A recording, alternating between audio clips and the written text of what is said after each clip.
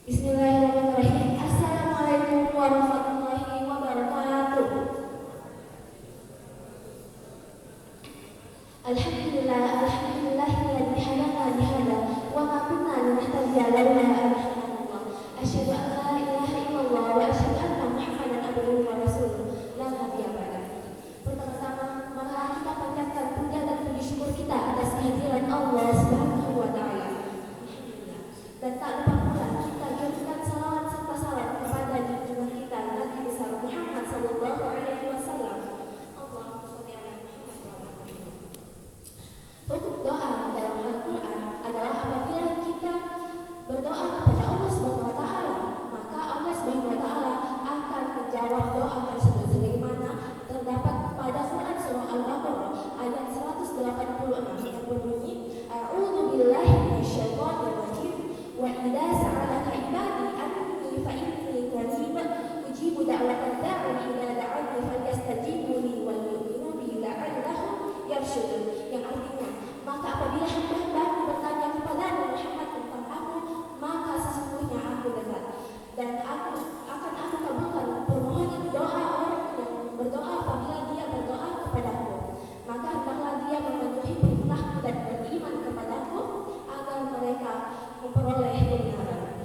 Sifat doa itu, apabila kita berdoa sekarang, maka akan dikabulkan.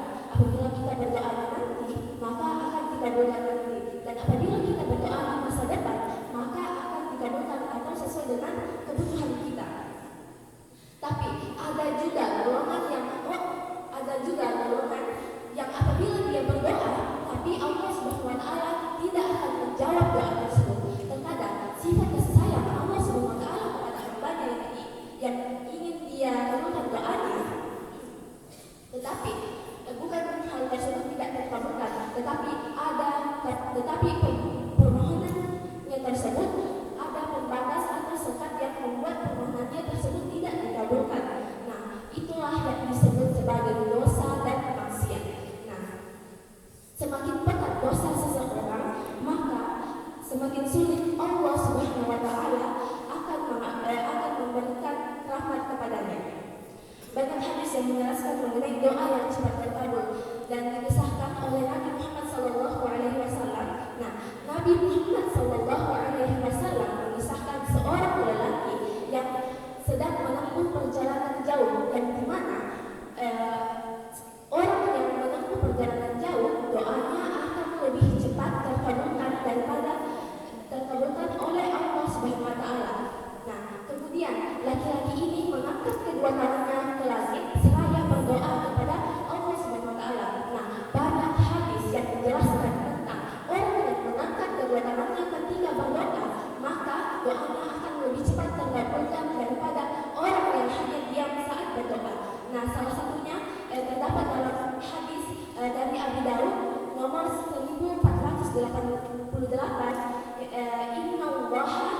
Innallaha hayyun karimun yastahi idza rajulun ilaihi yadahi ayyuradahuma sifrun khaibatain. Yang artinya, sesungguhnya Allah yang Maha Malu dan Mulia merasa malu kepada hambanya apabila dia mengangkat tangannya kepadanya dan dia mengembalikan dengan dalam keadaan kosong.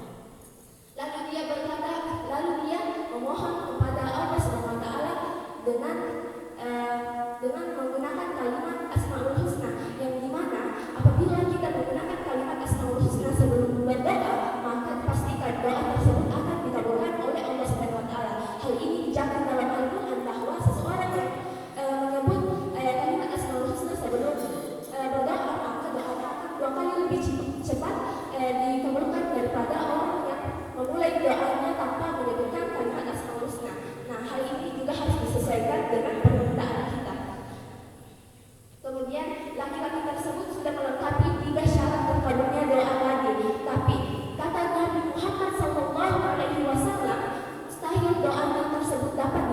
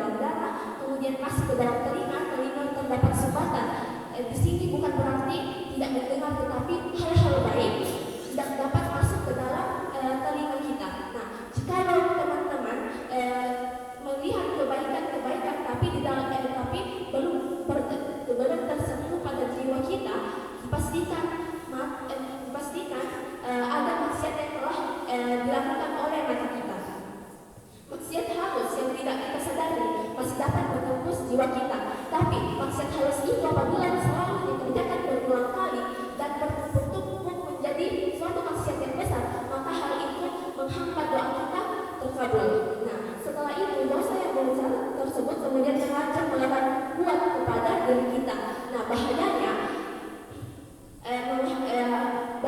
adalah menghambat rahmat turun kepada kita dan akan menangkan doa-doa yang dikabulkan oleh Allah SWT. Dan terakhir, jangan pernah menyerah untuk berdoa kepada Allah. Mungkin doa tidak dikabulkan sekarang ataupun bulan depan, tapi itu pasti